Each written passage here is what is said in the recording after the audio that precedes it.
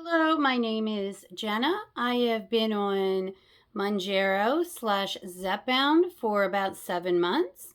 I'm on 10 milligrams right now. I have lost over 80 pounds now. I am so excited. This medication has changed my life. I am so grateful that this is available in my lifetime, that I am able to get healthier and lose the weight that I have been struggling to lose for, it feels like, my entire life. At least not my entire adult life, but since I was in my early 20s. And at least more after I had my children. So I've been able to lose 80 pounds. I still have a ways to go, but excuse me, I am still super grateful that I had access to these medications. They are life-changing, amazing medications. Over the last few weeks, I have been very interested in looking into the cost of these medications. They are over they're over $1,000 in the United States. But if you go over to Europe or Canada, they are a fraction of the price. They are significantly less. And, I was just thinking, if they need all this money for research and development, for new GLP1s, why doesn't Europe have to pay for that? Why doesn't Canada have to pay for that? Why is the United States stuck once again picking up the tab? It seems really unfair. And the cost here is so much more. And I'm sorry, I can't remember. I know I did a video a while ago about what the cost was in some of those other countries compared to the United States, but there is a huge difference.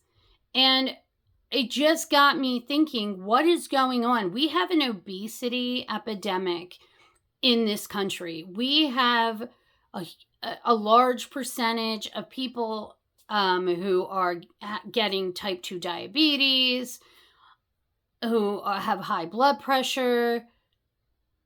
I mean, if any population needs these medications, it's us. And yes, I understand supply and demand.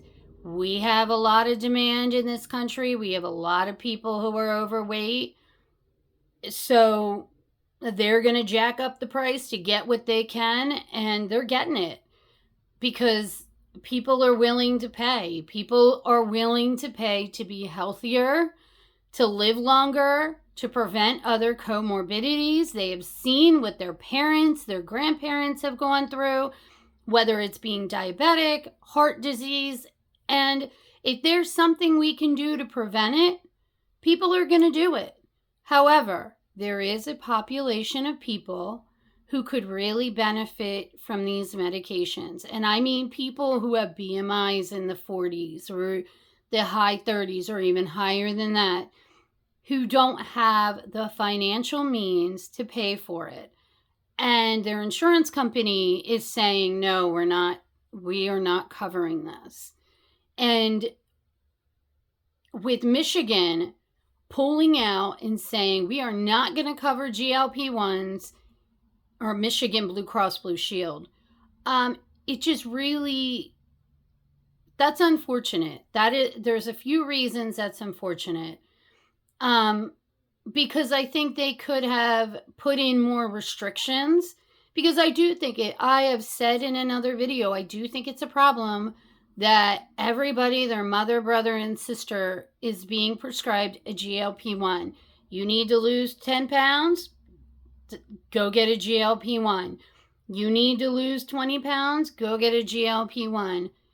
And I don't want to argue over 20 pounds looking different or being different on one body type as opposed to the other, but I think insurance would have done better. It would have gone over better saying, we're putting these restrictions in place. You either have to have a BMI of 35 or a BMI of 30 with another comorbidity.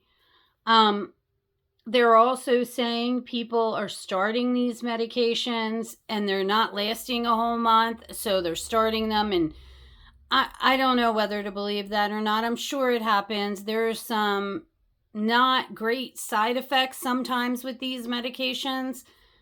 I think with a little education and people understanding that a lot of the nausea, vomiting, diarrhea, it's a short-term thing. It goes away.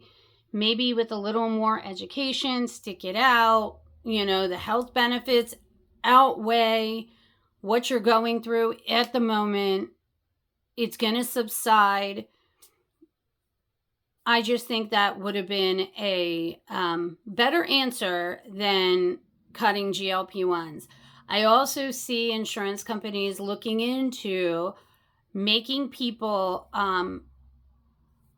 do some kind of lifestyle change, whether it's a program, class, whatever. And I think that's absolutely wonderful, because I think people get on I hear it all the time. People get on these medications and say, I'm going to lose weight just by eating less. I'll eat less McDonald's. I'll eat less junk. I'll still eat the way I always did. I'll just eat less. And that's not what these medications were made for. Eli Lilly has told us, you have got to change your lifestyle and you got to start moving and exercising. Bernie Sanders, who is a senator from Vermont, and his Senate committee have done some research on Novo Nordisk and the cost of this medication in the United States. Through that research, they found out if it cost $5, if they were selling it for $5 a month for these medications, they're still making a profit. So why is it $1,000? And of course, they're buying new real estate to keep up with demand, research and development. But again, I say, why are Americans footing the bill?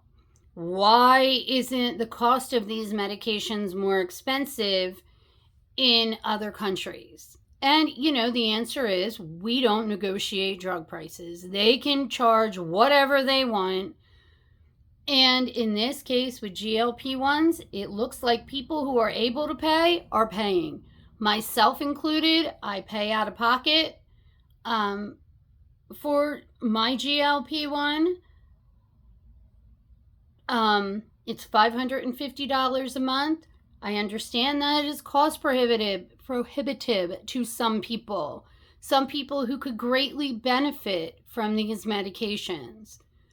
It's a shame. And I've heard people coming up with a few solutions, one of which is, the United States needs to start negotiating drug costs. Well, listen, that's just not going to happen. It would take a whole lot for that to happen, and it's just not. That's not happening anytime soon.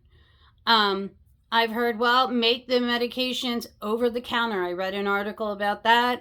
Make it over the counter. If insurance is not involved, the cost seems to go down, and I don't think that would ever work, because you're always going to have those people who will say, I'm obese. I think I need 15 milligrams, even though it's my first time taking this medication, and will end themselves in the ER. It will happen. Absolutely, 1,000%. It'll happen over and over. I don't think that is the answer at all. Then I have heard, the government right now, when a medication is in shortage, there's able to be compounded. There's compounding pharmacies that can use that exact same, I want to say recipe, and that's not the word I'm looking for, the exact same formulation, and they sell it, for a more reasonable price. Sometimes even that's cost prohibitive, but it's still cheaper than brand name. And what they were saying was, make it so even when there isn't a shortage, even when they ramp up production, we are still able to have compounds because it gives access to other people. There are other people who maybe can't afford the brand name, but could afford compounds. So that is another idea. If these drug companies are not willing to come down in prices. Now, Novo Nordisk said they are willing to look at the research, look at what Bernie Sanders, the research and what he is saying about Novo Nordisk and the cost of these medications, because my understanding is these medications, with how many people are obese or could benefit from them, has the potential to, the cost of them would be more than all drugs put together by 2025. And that's just a projection, but it has the potential to do that. I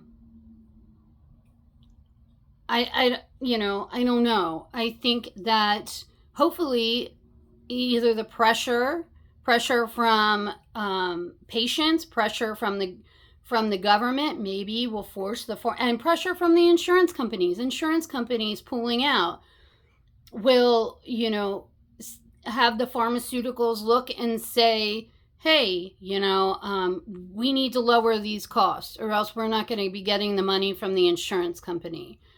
I think that's sort of a ways off because right now there's a shortage. I have not seen, I'm on 10 milligrams of Zepbound or Mounjaro. I have not been able to get 10 milligrams of Zepbound. I was able to find 10 milligrams of Mounjaro, thankfully. And I do have a little cushion of a few months. But I'm in the Philadelphia suburbs and it's scarce. There is not, 10 milligrams is just not around. So I do think until there is a break in the shortage that's not going to happen, because people are willing, number one, people are willing to pay. There's not enough to go around. So, I would love to know what you think of this and potential solutions to this issue. Do you think the pharmaceuticals will come down on the pricing? Do you think that the answer is to let compounds be made? I will say this. I would like to still stay on brand name Mounjaro and Zepbound. I like the ease of the pen. It makes me feel comfortable knowing that the medication I'm getting. I just feel better, and it's worth it for my peace of mind to pay the extra money for the brand name. I know that sounds silly to a lot of people, but that is just my feeling. But I would like to know what your feeling is.